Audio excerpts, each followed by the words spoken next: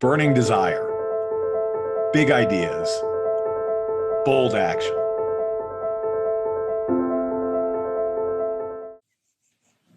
Welcome to A Thriving Life. In this 12-week program, we're going to journey through the foundational elements of what it takes to actually thrive in your life. I'm Michael Sean Conaway, founder of Boldly Now, and I'm here with my colleague, Doug Fisher, also a founder of Boldly Now. And I just want to underline what Michael Sean started with, which is welcome to a thriving life. We really want to welcome you to, obviously, the 12 weeks of this program, but welcome you into what your life looks like when you're thriving. So welcome to that. And if you could imagine at the end of the 12 weeks, having that experience of waking up every day into a thriving life, that's what we're also welcoming you into. And a little bit, so we're with Boldly Now, and Boldly Now is partnering with Unify for this program.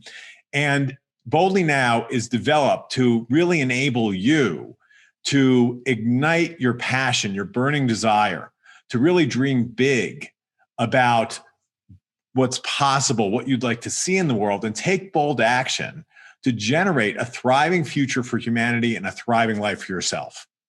And our website is bold.ly. You can like us on our Facebook page, and we will look forward to bringing everything we have to you for these 12 weeks.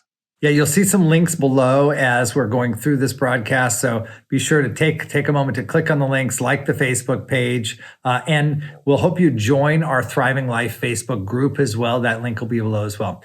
Look, over the next 12 weeks, we're going to tackle these fundamental elements: passion and purpose, fitness and health, love and sex, life's work and career, financial health, community life, spirituality, adventure, environment, and personal growth. These we feel are the fundamental elements that if you can up-level each of these elements, you will actually produce thriving for yourself and life. And it's not only just about you, because from our perspective, all of us live in different dimensions, you might say, the me dimension. So yes, all of that Michael Sean just spoke about for me and for you. But then there's also we, the people you're connected to in your life. And what's it like to bring that into any of those areas and up-leveling any of those areas into the people you're connected to, and then into the world? Because that's a part of thriving, really has to do with our relationship at all those dimensions: my relationship to myself, my relationship to the people I'm connected to, the people I love and work with, and to the world. And so we're going to look at each aspect in each of the three dimensions. Now, a little bit about how to engage in this whole 12 weeks. One is to really look for not just interesting information, because we will have interesting information, but what's going to engage you to see a new perspective and take new actions in your life. That's the thing we're really intending, because that's where thriving will show up, is you taking new actions in your life. And so part of that is really beginning to set aside what you know about each of these different areas, because you're probably got a lot of knowledge about many, if not all of them. And so maybe start by setting that aside, and maybe even looking to see, okay, well, what are some of the beliefs you have in those areas that may be limiting you? And how can you get out beyond those beliefs? That's a great way of opening up an area, discovering something new for yourself that will allow you to step out in those areas. Now, we also there's a Facebook group, and there's a link below. You can join the Facebook group and join the discussion.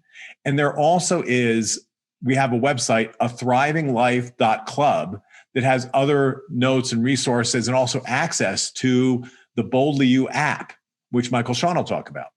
Yeah, I want to tell you a little bit about our app. Our app is a learning app, but it's not a learning app based upon traditional learning where, hey, we give you a bunch of information and we check to see if you understand the information. No, this app is an app where you discover yourself. We have what's at the heart of the app we call a sentiment engine.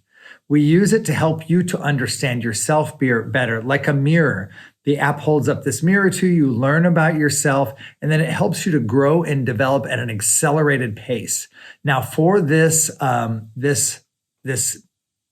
journey, for a thriving life, we have developed an assessment tool that allow us to assess each and every one of these elements. So this week it's passion and purpose. You'll be able to assess passion and purpose. You'll take a test, you'll get your score, and then you'll see some areas in your life you'll be able to up level to have more thriving in that area of your life. So I'm going to take you on a little tour.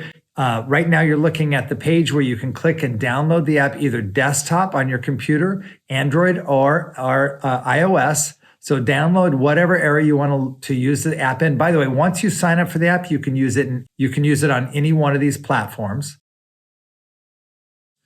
And I want to let you know that, hey, downloading the app is free. And not only that, but week by week, the content that we're putting up every week will be unlocked and free for you for that week. So this week, Passion and Purpose will be unlinked. You'll go there. And here you're looking at right now some screens from taking the assessment for Passion and Purpose. And I'm going to jump forward to actually what the assessment score looks like in Passion and Purpose. And then finally, I'm going to give you a sense of what, hey, if you go through this whole 12-week journey, you will have this amazing graph of where you are in your thriving in your life. Not only where you are, but what it would take to thrive. And also this whole cohort, what the average score is. What are other people experiencing? What are we, and how do we fit within that cohort and group? These are all really interesting things to keep yourself motivated and learning and growing. It's free. Go download the app, start interacting.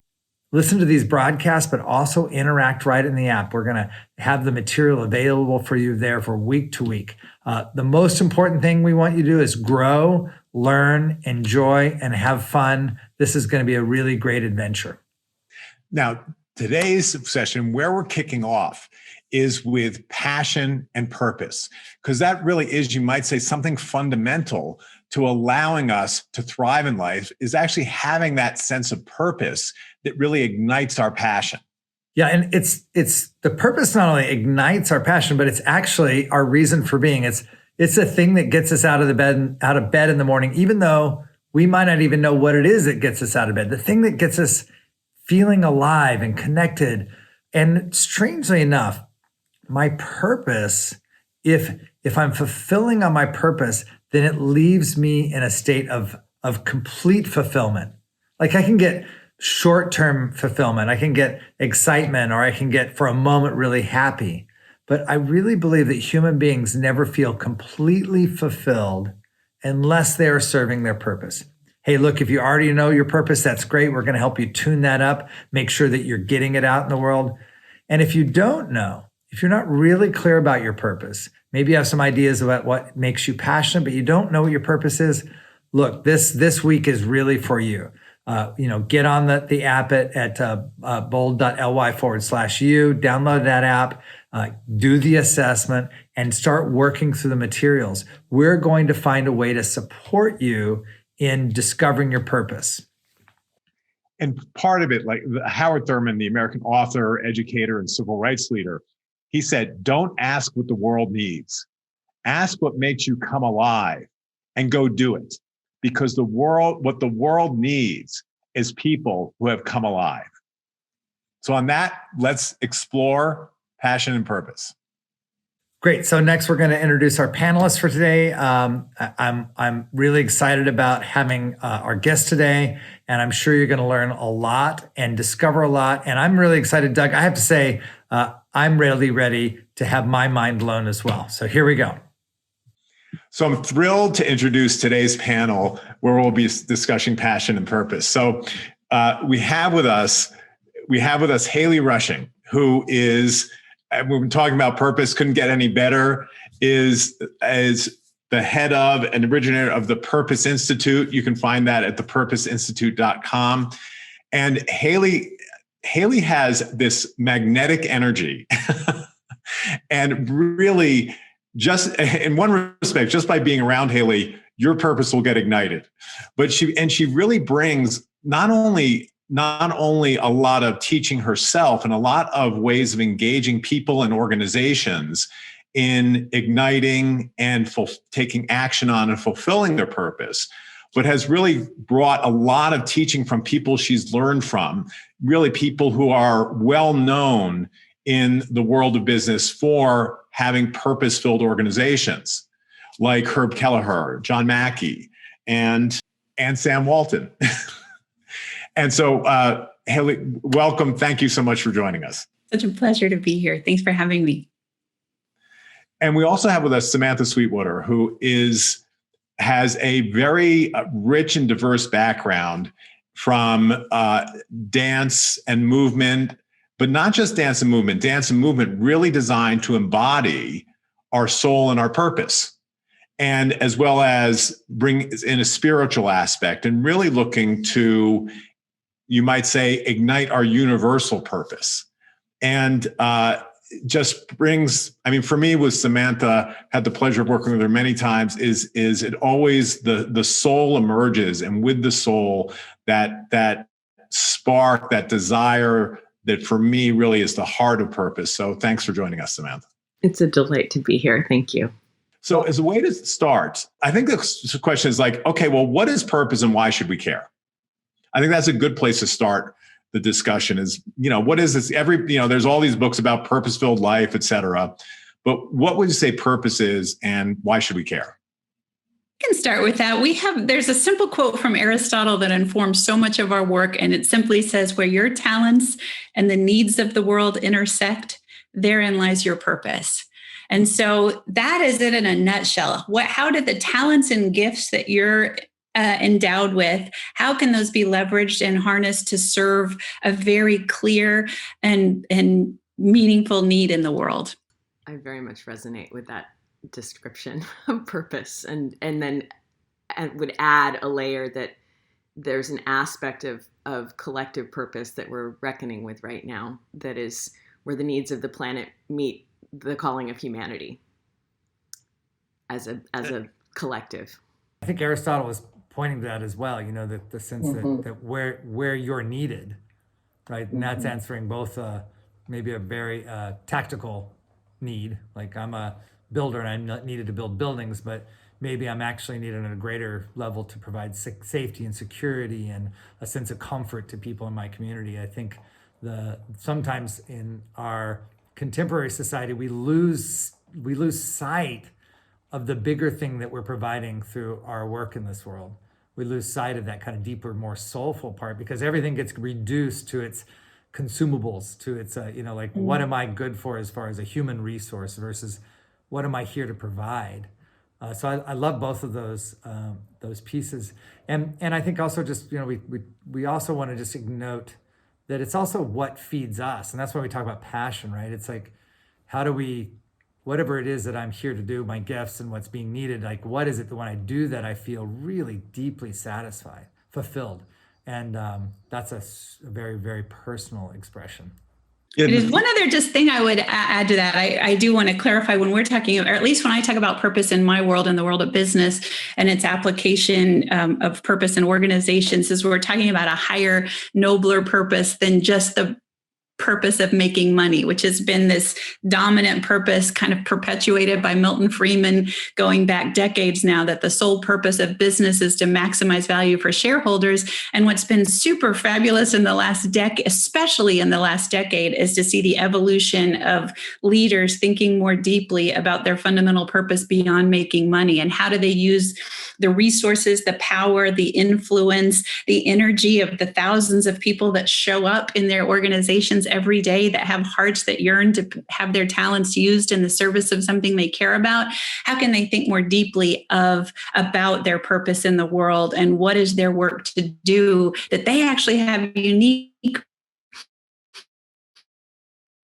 resources in the wherewithal to help at cross purposes with the purpose of making money. What we've seen historically is that the more purpose-driven you are in terms of making a positive impact in the world, don't worry about performance. The performance ensues and the profitability ensues from the innovation of your people is unleashed in a way, and the world will reward you for it. And we've seen that again and again with companies like Whole Foods and Southwest Airlines, and just a whole slew of socially driven entrepreneurs who are making a difference and also making a living, a very good living doing so. So just wanted to follow up with a little clarification about the call to a higher purpose beyond making money, and how how that's playing out in the world today is pretty exciting.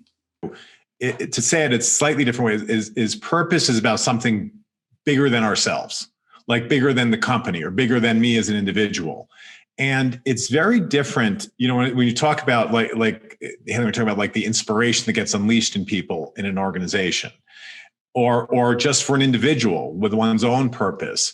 It's very different kind of energy and experience than the often survival-based orientation we have, about my making it or my being okay or whatever it is. And it seems that there's that life that's available to us when we're living and expressing our purpose, the kind of passion that Michael Shawn was pointing to, that's actually not there. It seems it's not there unless we actually are engaged in fulfilling our purpose. You're absolutely right. I mean, John Mackey speaks very eloquently on this point that it's very hard to get people to jump out of bed and be excited to go to work with the motive of profit maximization and, profit per square foot metrics and things like that. That's not what really ignites the human spirit. But you can get people deeply passionate, engaged about nurturing the world or creating, shifting the evolution of how we feed our bodies and how we do business in the world. And that's what that's when you walk into a Whole Foods and you interact with those team members, it feels different. They feel vested in their work. You can tell they have a level of pride that you don't necessarily feel when you walk into a grocery store and someone's just there to, pile it high and sell it cheap. I mean, it's a very different quality of experience.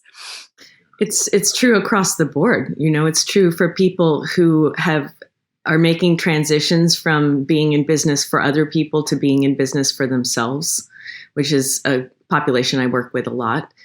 And people who are recognizing, who are looking around and saying, this isn't the world I want. I want something else for my own future. I want something else for the future of my children. I want something else for the beauty around me. And it's a responsive function too, which is so beautiful. Like it's rather than you do this to get by, it's you do this because you're in a dialogue. It's a dialogic process that's based in love and passion and beauty and creativity, which is fundamental to the human soul.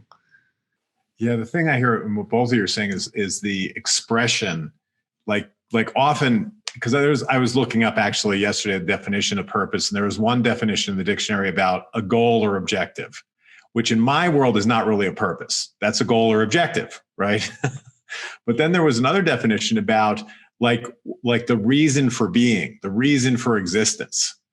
And for me, and tying that into what you're saying, it's more like the reason for existence is to express this thing into the world, to express that purpose into the world.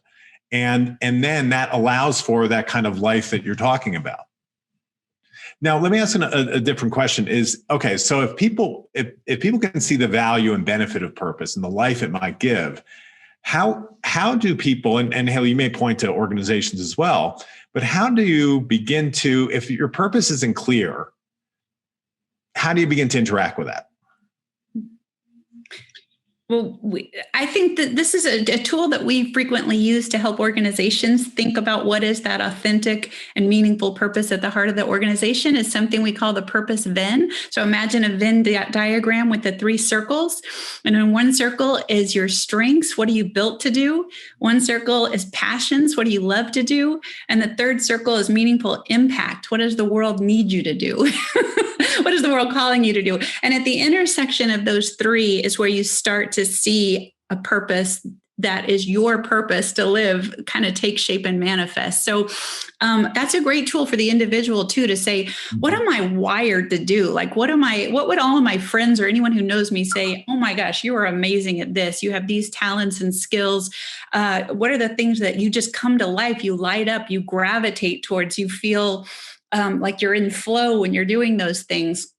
And identify those. And then together, those again are kind of that, what Aristotle said are your talents. When you know what your strengths are, you know what your talents are. Then once you have clarity clarity around how can those be used to solve a problem that I care about. And more importantly, for companies, what is the biggest problem that exists in the world that you have the wherewithal and maybe even the responsibility to step up and solve? And that's where we start to see it just naturally starts to emerge when you do a in-depth exploration of those three things. At least that's one tool that can, I think, help people get started at thinking about that. Samantha, you've seen in your experience in terms of people discovering or articulating, coming to know their purpose? Very similar. I mean, very similar. I think given the way I facilitate people, there's also a non-linearity to it sometimes. There's kind of the science of it, and then there's the art of it. And there's a great saying that came from Charlotte Jacobs, who's a wonderful coach. Pain pushes until vision pulls. And there is an aspect, I think, where a lot of people are very stuck, which is they know what they're good at, and they know kind of in a clunky one-on-one sense what the world needs. But there's no larger vision of the world relative to what they want to cause. So there's like what the world needs in a very like traditional entrepreneurial sense of I have a widget and people want to buy it kind of thing, or I have this service and people need it. But then there's the next layer out of what does the world need in the sense that I am creative to cause a world? And how do those things link up? So it's an interesting one. Like I've seen people go so far out in vision that they can't find the immediate calling of the world. I'm one of those people. I've done that a lot. A lot of my businesses have been 10 years ahead of what the market is ready for, or my branding has been 10 years ahead. And I've had to really listen towards where is that tickle. But in terms of creating a generative future, that question of not only what does the world need now, but where is there a calling in the world I want to create that relates to the calling now? And that to me is that's where passion gets really lit. And I'm seeing that in a lot of my clients right now.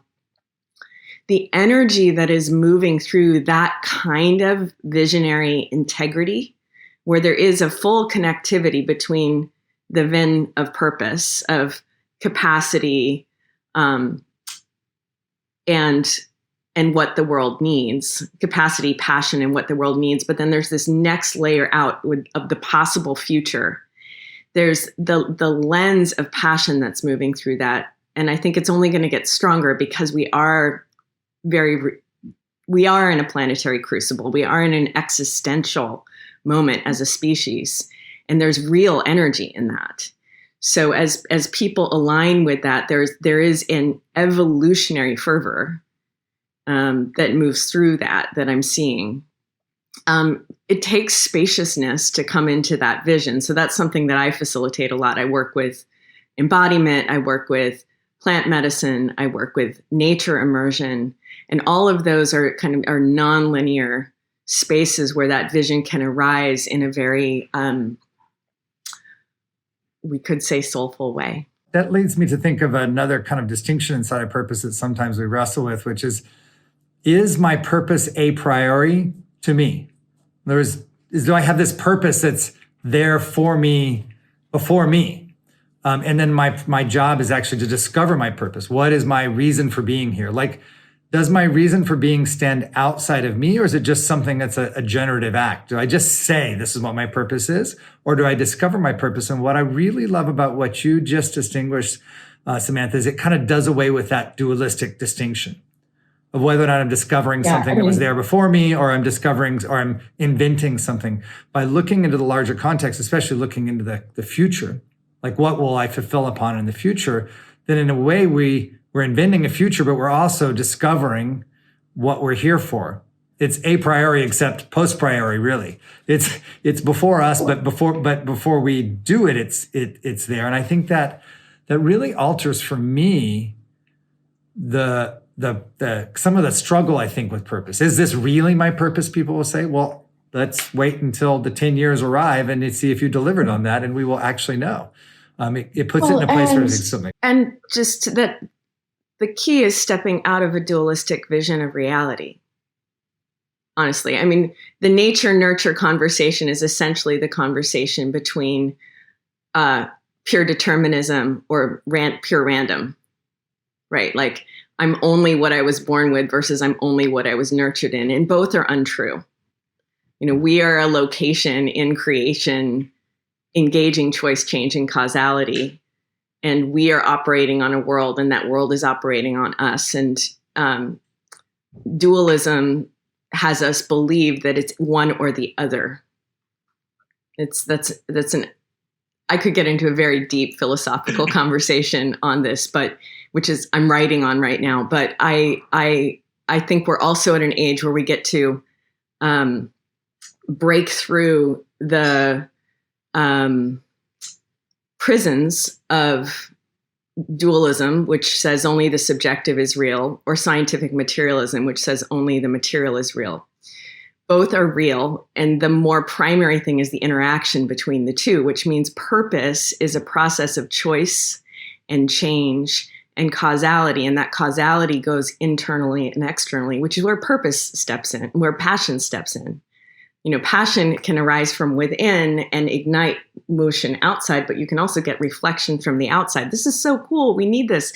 This is amazing. And that ignites more passion internally. Like, it's a great example of how you can give an example of that principle that then, operates on the person, and we keep becoming that person. As you said, if you're really off the mark with your purpose, it won't work well. If you're really off the mark with like, I want to do this, or as Carolyn May says this, you're not if you've put your targets on an archetype that isn't yours to embody, you won't succeed at it. Just to add to that, so these are two of my big books I've dove into this pandemic is Viktor Frankl, Man's Search for Meaning and the Unheard Cry for Meaning. And he talks a lot about your question, Michael Shauna, around what is the purpose of life, and specifically, what is the purpose of your life? And his contention is that is far too conceptual and big of a question to just say, what is the meaning of life? He compares it to saying, what is the best chess move? That the question that should be asked is, what is the meaning of your life in this moment, in the circumstances that you find yourself in? What are you being called to do right now? And then that helps you find what is meaningful in the circumstances that you find yourself in, which I like that. It takes it from, to me, it takes it from away from the very kind of daunting thing about what is the meaning of life to, you think about right now, we're in this pandemic and people are kind of reevaluating everything. The things that used to work don't work. And so you have to kind of reformulate your sense of what you're going to do. What am I being called to do right now? So I liked that as a way of thinking about what is your individual purpose, is to take it down a notch and look at the sphere of influence that you find yourself in. Look at the people in your life that need you in some capacity, and how can you step up and be of service right there, right now, with the people and the situations that you find yourself in. Yeah, I love what you're saying, Haley, because and also Samantha, there's the purpose that can get expressed in any circumstance. So it's not like you need a particular circumstance. Like, if I have clarity about my purpose, it's then, okay, how do I bring my purpose to this circumstance? But also, if I'm not clear about my purpose, it can be saying, okay, what's important to me in this circumstance?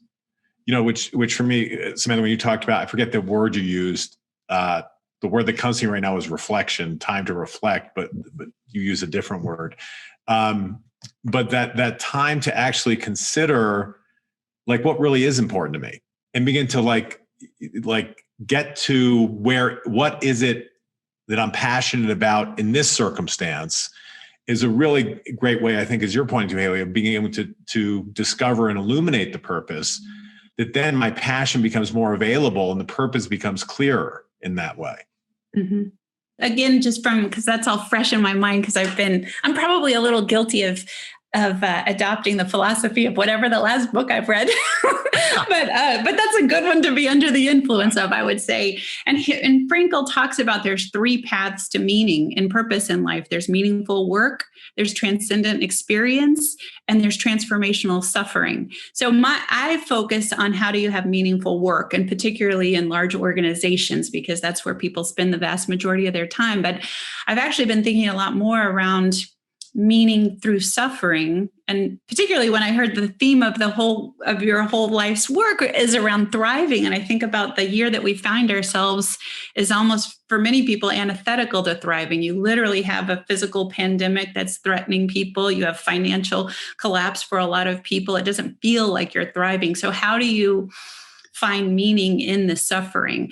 And when you're faced with circumstances that are beyond your control, the only thing you can control is your response to them. So how are you going to use that as a catalyst for your own growth and transformation? And that's where you hear the concept of resiliency coming in so strongly these days, is we have overcome challenging situations. And how do we remember that? And how do we tap into those, our own personal agency, our resources, our intelligence, our creativity to craft a new way of being, given that we find ourselves in a radically different reality. And if you try to do the same thing you've always done in a new reality, it's not going to work. You're going to find yourself frustrated and knocked down and probably depressed and at a loss for what to do. So I'm super interested. I know in my own experiences, things have changed for me this last year. It's like, how am I going to use this as a divine assignment for my growth? What am I supposed to learn from this? And what new aspects of myself or my soul are supposed to show up in response to this that maybe have never had an opportunity to show up? And it doesn't feel good. Like thriving isn't always about happy, happy, joy, joy. I mean, it can feel like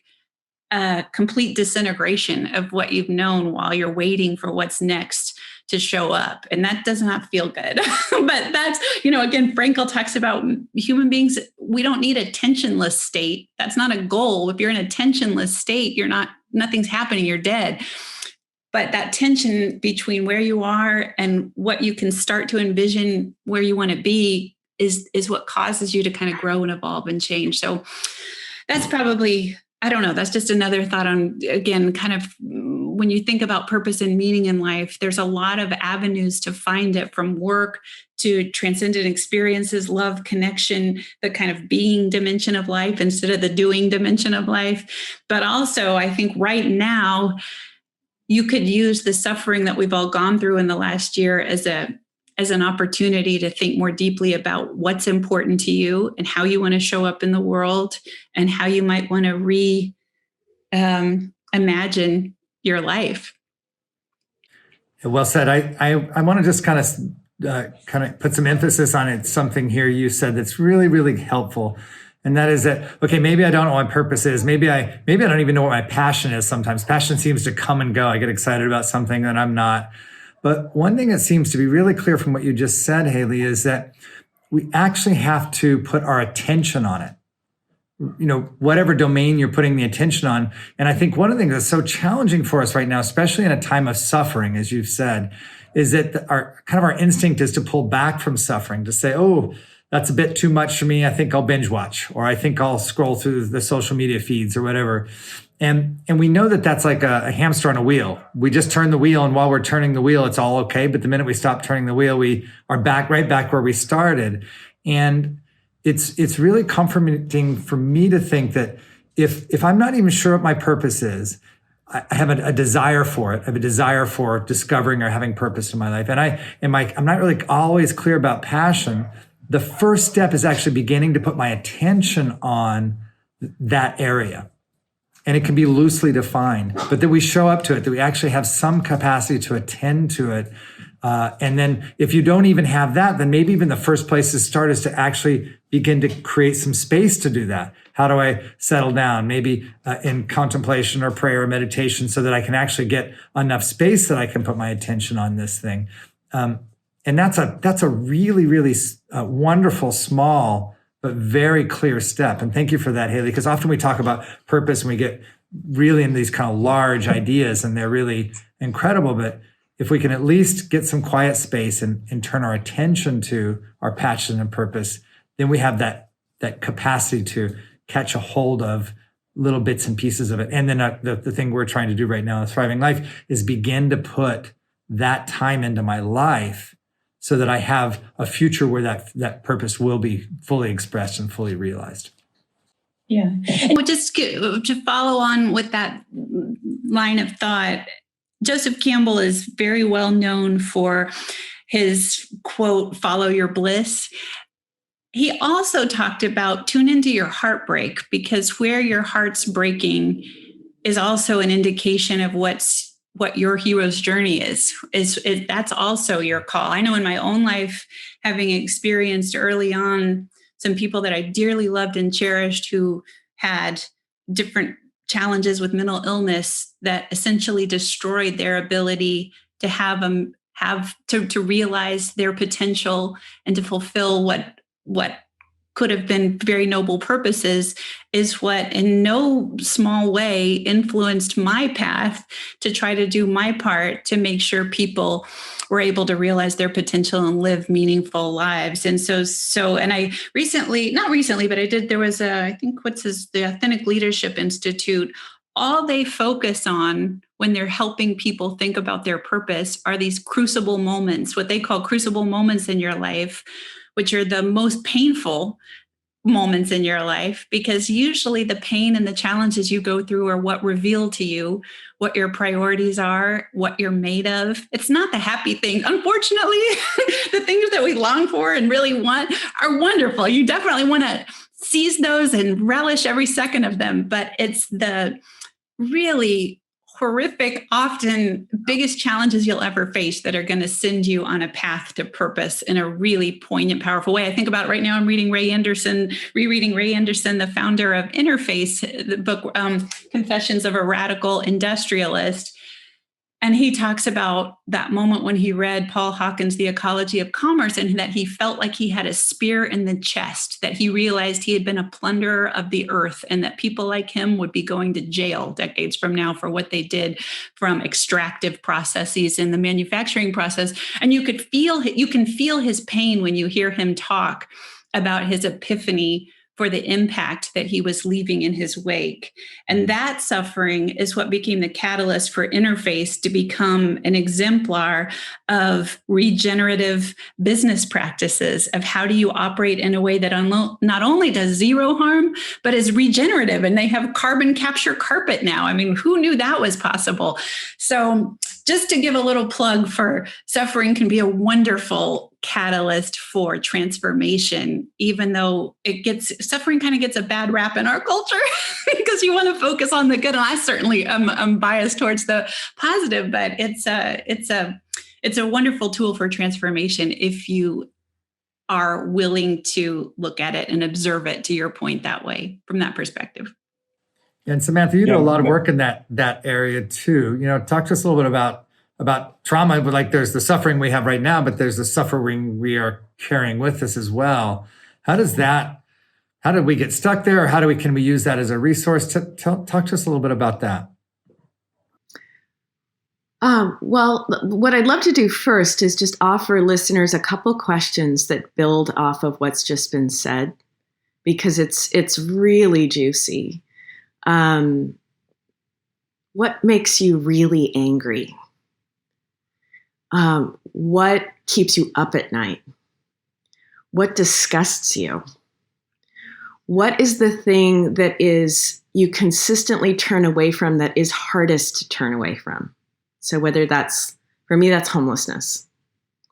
It's like, it's one of it. You can find it in your body in these scintillating textures of poignancy. And then the last one is, where are you most numb? And sometimes that's the numb question tends to be really relevant for people who have organizations, because often there's already inputs, but you're ignoring them because you're working on meeting quarterly goals. And so as soon as you open the gateway of that, there's always a massive flurry of potential I'm watching, very similar to the carpet story, I'm watching the plastic supply chain completely transform in front of my eyes right now through a client and a consortium of international companies that's like, we can actually create closed loops and carbon positive packaging. And it's right in that, it's in that numb zone where there's a ton of latent energy that is attention that has been pulled away from real problems that actually potentially have extraordinary solutions waiting for them. So those are important questions. And the last that is a pleasure question, but where were the point, what are the things that lit you up the most before you ever worked? That actually still are in the distance calling you? Were you a surfer? Were you a singer? Were you a dancer? Were you a lover of oceans? So those questions are important to unearth where the calling has been quieted because there was pain in the calling. There was suffering in your not responding. And so then you get to open those up and feel all those feelings and harvest their wisdom into passion. In regards to trauma and, oh goodness, it's a very, very, very big question. It's a very big question. I'm sitting with how to anchor that question in regards to purpose.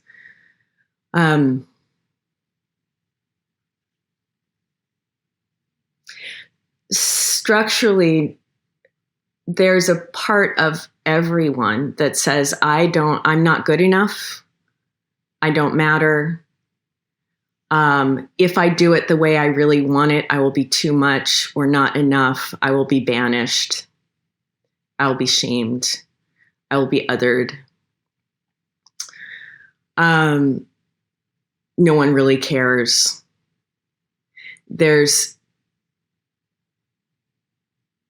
And we're living inside of a extraction capitalist system that is shifting quickly, but that says, actually, you're valuable when you participate in this system. You're valuable when you sustain the loop of more stuff in the world.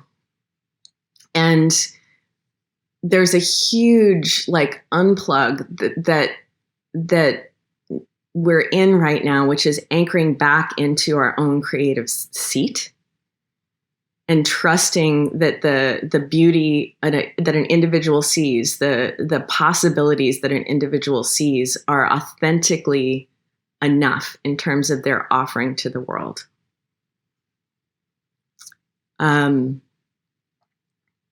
It's interesting because what I feel is really needed for that there's a trauma that says you can't ... And that comes out of an education system that says you must fit into this box. And so we're relearning that right now. And what that really takes is community. The nervous system, the emotional body, our internal narratives heal when we're in the context of other potentials, of other humans, of other stories. And so the way we heal that trauma is a process of showing up in connection to others in a way that reflects and invites that core creative principle inside. And that's what feels really relevant to this conversation is that in a sense, the healing of the trauma starts when you join the conversation. That says what you bring matters, who you are matters, your unique perspective and gifts matter.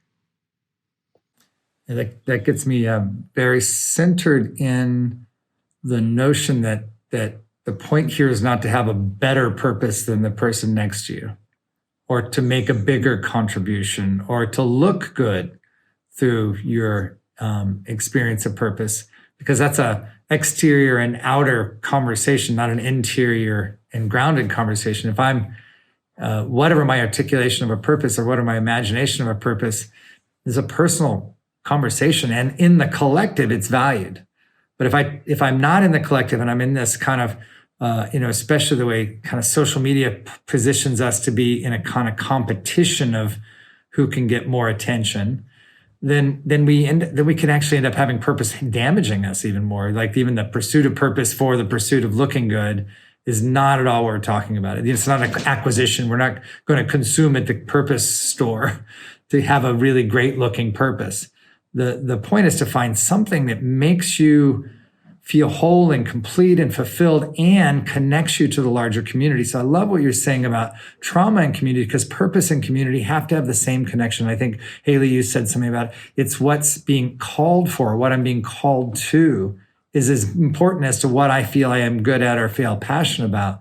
And that being called to, that's a dialogue with community, whatever that is, large community, small community, whether it's inside of a company or company to company, inside of an ecosystem. But I think that's the part that I think we're really, really wanting to feel and hear more of for ourselves in lives.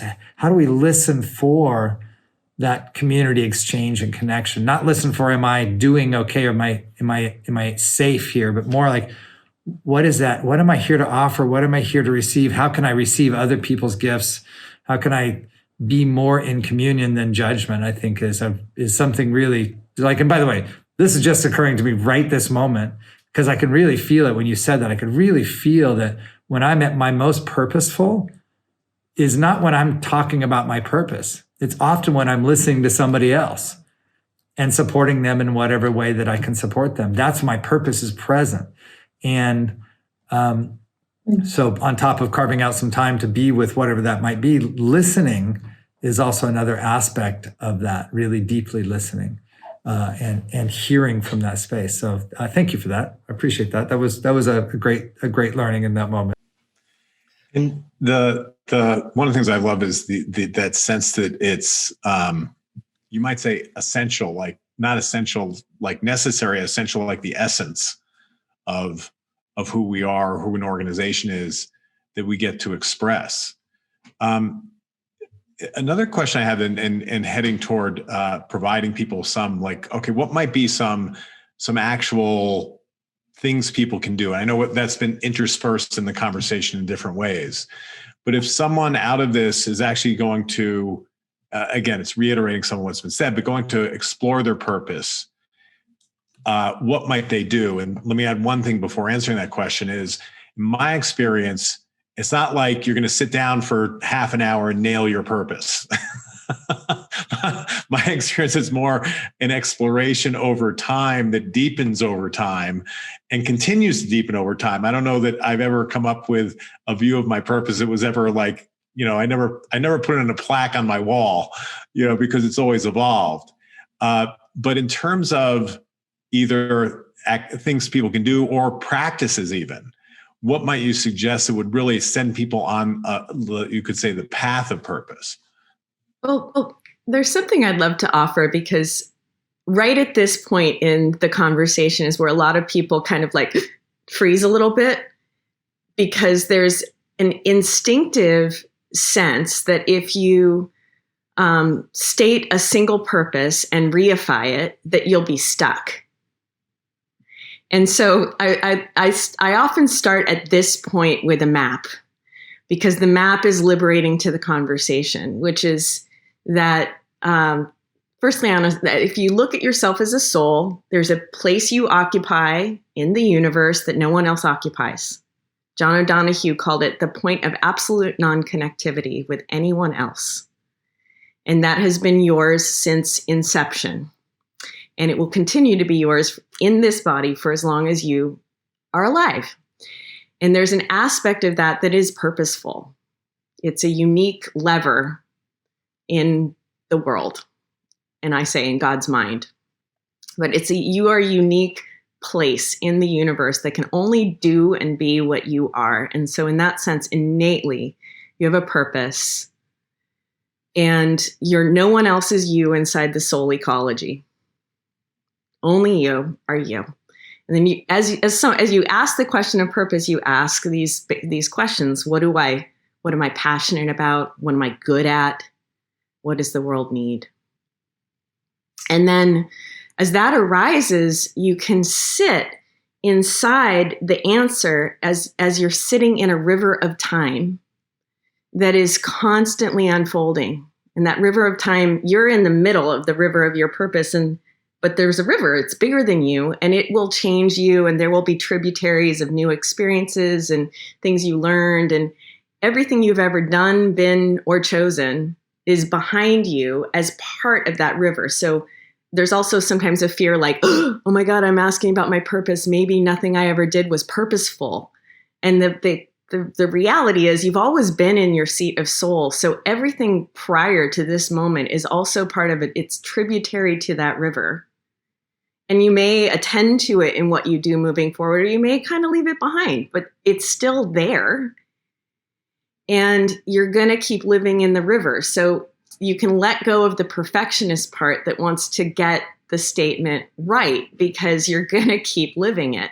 So I'll let go. I'll pause at that point, but that map is very helpful to this next question because the stress of getting it wrong can be really big. So it's like what you're really trying to do is identify the shape of your verb rather than the shape of a noun. Like, I am this, and therefore I'm either integrity with it or not. And it's like, well, this is kind of the way I operate. This is kind of my noun, my verb. It's who I be. And that's, to me, what a purpose statement is. And then you can be playful. And I love the thing about never going to get it right. Because my experience is that whatever anyone does along this path is beneficial. And in fact, trying to get it right, if anything, is counterproductive along the lines of what you've been saying. Yeah. I love that, Samantha. Yeah. Kelly, anything you add in terms of what I'd love to hear how you facilitate this. Well, just the other thing I would add, I love everything Samantha said, and I would just add, if you're concerned that your purpose statement is going to constrict you in some way, or that that it may be too small for you, like you want to write your purpose statement to capture why you feel like you were born. Like, why do you exist? What are you here to do? Not any specifics. It shouldn't be too tactical or specific in terms of how you're going to do it, because that will definitely evolve over time. So I think my own purpose has like a built-in evolutionary component to it. My own personal purpose is to get to the heart of what matters most, so life can be built in the service of it. And that kind of taps into the getting to the heart of what matters most. I love research, and I seem to have somewhat of a gift for looking at copious amounts of research and getting to the heart of what is essential. And the purpose of that is so that then you can organize your personal life around it. You could organize I try to help my clients get to the heart of what matters most to their collective culture, so that then they can build a business that's in service of it. I try to do that for my twin daughters, India and Ziggy, try to figure out what's most important to them and then give them every opportunity to realize it. So it's a purpose statement that for me requires that I constantly check in with what is at the heart of what's most important to me, and does my life reflect that? And then how does the world need me to help it figure out what's at the heart of you get the idea. So when you're writing your purpose, it should be big enough and inspiring enough and flexible enough that you can kind of see its application in a lot of different dimensions of your life. Wonderful. And there's two things I want to underline what you said, Haley. One is the big enough, because in my experience, both for myself and people I've worked with, when they actually get to it, sometimes it seems like too big for them, like confronting, because it's like, oh my God, that's the way, but there's something about that, if you find yourself in that place, to keep hanging out with it for a bit and see because I know for me, the most recent iteration for me is, my purpose is to have people become aware of and fulfill their soul desire, their soul purpose. And when it first came to me, it was like, whoa, a little big. But in living with it, it's become more, I find more different ways of expressing it and fulfilling it, et cetera, in lots of different circumstances. And Boldly Now is one of those. So that's one thing. The other thing I think also is to just keep playing with it and listen for. And again, barring one of your questions is, what's important to you about that? What's meaningful to you? And really follow the path of the inspiration, follow the path of the spark, what has juice for you. And the more that we can follow that, the more it kind of crystallizes into something. I want to add to that, Doug, that if it's big, sometimes the bigness of the thing that's scary about that just might be that we feel like we have to do that thing or achieve that thing. Like I have to achieve people realizing their sole purpose, like it's a job or something, versus it's an invitation for the way we live our life. And it's also a calling to participate with other people who have a similar purpose. And so again, they're breaking apart that dualism we talked about earlier. Like, how am I in communion because of my purpose? And maybe like Doug's purpose, soul's purpose, my purpose is I'm here to unleash the greatness of beings to bring about a thriving on the planet. Well, man, I want to hang out with a guy that wants to work on soul's purpose. And I want to work on, Haley, that finding the heart of the matter. I want like all of these things very, very comfortably fit together. And then if you start to see the world in terms of these rivers of purpose, like you were saying, Samantha, then it's not the mono world where it's me doing a thing that's called my purpose. It's my purpose allows me to be in community with other people going in the same direction. And we can float along in that river together, support each other.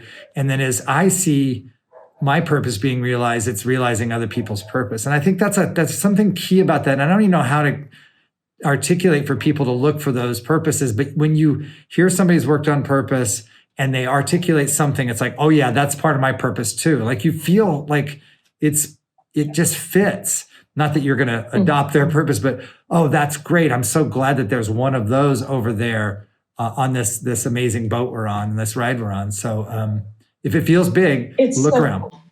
It's so cool. And my purpose is to co-create Civilization 2.0. It's not a small purpose. It's one way to say it. It's like, in my perception, the way we've done business as usual up until this point has been based in separation, and we're going to business based in communion with all of life and with our souls, and it's a pretty exciting direction. And it's so incredible how when you when Doug, when you spoke your purpose, I had that shock of feeling your core that occurs when someone is really centered in it, because as I feel it, it really is, it's the place where you anchor into your place in this exquisite organismic process that's like, it's an ecosystem of purpose that we're all in, and as we're listening to what comes from inside and what comes from outside, we get better at co-creating an ecosystem that we all actually feel belonging in and feel participation in and feel empowered creatively in and empower each other. And it's so cool. And you can also view it as, you could think of it in terms of the law of intent, or you could think of it in terms of prayer, that it's an attraction field. I'm not a huge fan of the law of attraction, but it is an attractive principle, where when you're clear, you can call in, that which meets you in that purpose. And you can also kind of be a beacon of it. And it attracts its own manifestation.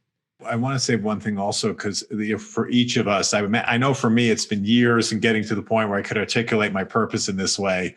And while it might not have been years for each of you, it's probably some amount of time. Just for everyone is because I know for me, and I've learned this about artists in general, not claiming I'm an artist, but that the first bit of creation usually isn't great. And I know when I'm writing, the first bit is like, I really don't like it that much, but I got to start writing. And so when you start articulating a purpose statement, it might not feel great at first. That's okay. Keep engaging in it, and really invite you to take on really beginning to incorporate this. It's like from time to time, could be each day. It's like, okay, well, what's important to me about this? What's important to me about my career, what I'm working on, my family, et cetera. Look in different areas of your life. And also, as we spoke about, like particularly when you're troubled by something, it's like, okay, what's important to me here that I'm troubled? And beginning to engage in a practice of that question, your purpose will become clearer and clearer to you and much more accessible to you. So I just want to add that as well, because, obviously we all work in the area of purpose. So we've been doing this for a number of years, but I know for me, it's taken me a while to actually get it said succinctly. Mm-hmm. Any other final messages for people that in terms of engaging in this area of passion and purpose? One other thing I'll just add on this, to this topic of how when you have a really big, noble purpose, it can feel daunting, is whether it's an organizational purpose or an individual purpose, there is always going to be some gap between the ambition of the purpose and the reality of your business or your life. They're just, if there wasn't, then it's probably not big enough. And that gap does not mean that your purpose isn't legitimate. It just shows you where you've got work to do. It just shows you where you need to start, what you need to start doing and how you need to start acting, or where you need to start innovating so that you're more in alignment with your purpose. We often find when we're working with big Fortune 500 companies that when we find their purpose, sometimes their purpose is like a bonfire and it's driving everything in the entire organization. Sometimes it's just a little ember that just barely has a little spark that represents maybe 10% of the activity of that company. And we got to blow oxygen into it and put some kindling on it and make it bigger and have the strategy start moving in more alignment with that thing that is actually being called for and coming up. So I just say that it's great to have an ambitious purpose, and don't beat yourself up when there is a gap between where you want to be and what your life looks like. Just roll up your sleeves and get to work, moving more in greater alignment with it. I have to add on what you say, because it's one of my favorite quotes, which I tell almost everybody. It's from Mother Teresa saying, "We can do no great things. We can do only small things with great love." Yeah, and that's what I hear what you're saying. It's like, because there's a big picture of the hugeness of what we want to accomplish. Okay, what small thing can I do today with the energy of that purpose? Right. Yep. That moves me just a little bit closer. Gets the world a little closer in that direction. That's great. Brilliant. Mm-hmm.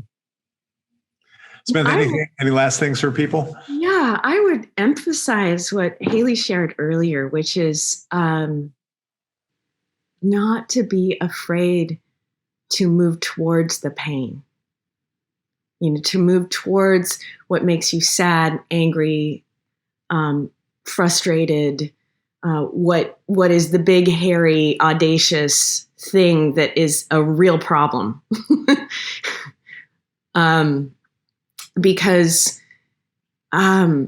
we do live in, pleasure is to me, in my map, pleasure is a greater evolutionary principle than pain. We also live in a pain-averse society. We live in a kind of a society that's biased towards the feel-good, the easy feel-good. And it turns out that more satisfying work often emerges when we meet the things that are truly challenging. My mentor was a collaborator with Mikhail Gorbachev for many years, one of my mentors. And Mikhail Gorbachev said, we cannot solve any real problems without rigorous attention to them. And we have a lot of things to create in this world right now, and they do involve real suffering. And so there's a courageous heart in approaching purpose that asks that question from a place that is self-respectful and dignified and embracing of the difficulty, embracing of the pain, suffering, and absence, And it's a restlessness as well that is curious about what isn't, because it can only be through the creative agency of people who respond to that. Well, thank you guys so much. Appreciate that. All those contributions. Yeah. Great. Thank you so much. Bye, guys. Okay. Bye, y'all. It's a pleasure. Much a pleasure. Bye. Wasn't that great? It's just so great to be with Haley and Samantha. It's just such deep knowledge and wisdom and passion about purpose and having people and organizations ignite their purpose. Yeah, I'm completely rocked by this. I have to say that every time we have these conversations, I learn more things. I mean, I've been doing purpose work for a decade now, Doug, you too, and yet today there were things that opened up in the conversation around passion and purpose that I'm gonna have to go back and do some of my own work around purpose right now. I'm completely rocked by what Samantha and Haley brought to us. So really, really thankful for them. Hey, look, you've watched this panel. Now go to bold.ly/u, get on the app, either the desktop app directly from there, or download the iOS app or the Android app and take the passion and purpose assessment. You want to know where you are in regards to these critical topics. I want to say that you are at this moment, having just watched this panel, are at the moment where you're ready to take the next step. If you feel like passion or purpose has been missing in your life, this is your opportunity. First, get the assessment. We'll do some of the work with the materials from this conversation that you've had. And I also want to say that we have 2 programs that are here for you. Pathway to Purpose, which is a 10-day challenge, which puts you on the fast track to discovering what your purpose is. It's a 10-day challenge. You can obviously do it over a longer time because it's a digital product, but it really steps you through a lot of the fundamental thinking about how you get into that Venn diagram that they were talking about and discover what your purpose is. So that's Pathway to Purpose. And you can find out more about that at pathwaytopurpose.com. The other program, which is our flagship program at Boldly Now, is called Do What You Love, Change the World. If you have any impulse or feeling or swelling right now, I want you to direct message us right now here on this channel. Direct message us with the keyword passion. And we have a team of people standing by to really talk this through you and help you figure out what's next for you. And one of the things that is really, really special that's coming up is on March 20th, we are starting a live cohort of our program, Do What You Love, Change the World. If you go to dowhatyoulovechangetheworld.com, you can learn about that program. Check out some of the testimonials. People have produced some amazing results from this program. The biggest thing that happens in the first third is we work on your purpose. You will leave that program with a purpose statement that's going to rock your world. Purpose statement, a vision of the future, is something that is really important to you, that you want to create and have happen in the future. In the last part of the program, you're going to prototype and get into action, actually start moving that forward. That is a 10-week program that is guaranteed to produce amazing results for you in the areas of life that you care about. One of the things will be available in the app in A Thriving Life this week is one of the modules from Do What You Love, Change the World that's specifically around defining, articulating your purpose. You know, when Haley talked about the 3 areas of your passion, your gifts, and the impact you want to see in the world, actually takes you through that process. So that'll be available for you this week. So that mission on exploring your purpose is going to be free. It's a part of Do What You Love, Change the World, but it's going to be free on this week's material for A Thriving Life. So download the app, get on A Thriving Life, check out this week's passion purpose content. And as Doug said, that piece of Do What You Love, Change the World is going to be free on the app this week only. Now, additionally, you can go just ask yourself, what's important to me? And ask yourself that iteratively. You know, as we talked about with Samantha and Haley, articulating a purpose takes something. It may take time, but so you keep sitting with that question. What's important to me? And keep deepening that. And that's one access to you really defining your purpose in a way that can ignite your passion. The other thing is also to, as we spoke about, to begin to look at what are the areas of difficulty you have? What are the areas of trouble you have where you're frustrated? and begin to say, okay, well, what's important to you that's getting frustrated? What's important to you? What are you passionate about that is not happening, that's leaving you frustrated? That's another avenue to find out your purpose. The other one also is to begin to imagine, what would you like the future to look like? What would you be like, just light you up, expand your heart if the future was that way? And again, that can give you a pathway toward defining your purpose. So there's the things we have for you in the app, online. You can share in the Facebook group, do all this discovery for yourself and exploration for yourself. So lots of different ways you can engage to define your purpose. Look, and I'm so excited right now, Doug. I hope you don't mind. I'm gonna make a deal right now. Like, look, we have this whole Pathway to Purpose challenge, this 10-day challenge. Look, if you go on the app right now and sign up for a 6-month membership, we're going to give you that whole Pathway to Purpose challenge for free. That'll get you started. That'll get your interest peaked. Now, look, if you're really in the place where purpose is starting to become like the missing link, like, that if you had your purpose well defined, look, what I want you to do is actually just DM us right now, the word purpose. Just DM us purpose, and let's get into a conversation. Because look, I want you to take Pathway to Purpose because I'm kind of offering it to you as a gift for a 6-month membership. And I'm also interested to see if, hey, look, is do what you love, change the world a proper fit for you. But more than anything else, I want to find a way that we can help you discover your purpose. If we can help you in 5 minutes in a direct message, steer you in the right direction, let us do that. Direct message us the word purpose, and we'll get on with you right away. Thank you so much for joining us. And we look forward to seeing you next week for Fitness and Health. We're going to have some amazing people talking about fitness health. I'm not even going to tell you about it right now. You'll keep tuning into this channel to see some posts about who's coming. Fitness and health. Wow, if you don't have a healthy body and you aren't able to get in a really fit place and feel good about yourself, how are you going to perform in this life? So passion and purpose this week, fitness and health next week.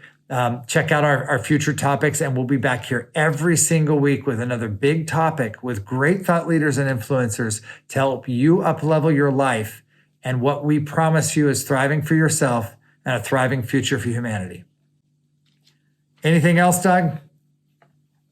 No, you handled it with that last bit. Well, I just want to say I've enjoyed so much being with everybody today. Thank you for watching our show today. Thank you for your comments here. Thank you for your questions. I know that people are already actually on the direct messages. I've gotten a note saying that, look, lots of people are doing that thing. They're direct messaging purpose to us right now. Take advantage of this opportunity. Don't let it slip by. Make sure, look, this stuff is free. There's nothing here. You're like, really, you can get so much for yourself. You just have to get into action. You have to get into action. And from that action will come all the results you've been dying for in your life, the things that have been feeling missing and empty. So my love to you from Boldly Now and all of us. And we will see you next week. The Boldly Now Show, igniting the world of burning desire, big ideas, and bold action. Be sure to download Boldly You in the App Store, Google Play, or online at bold.ly/YOU. Boldly You is an app and learning platform igniting your burning desire, big ideas, and bold action, generating a future for a thriving humanity. Boldly Now is an initiative of the Generative Futures Initiative, generating a thriving future for humanity. Learn more at generativefuturesinitiative.com.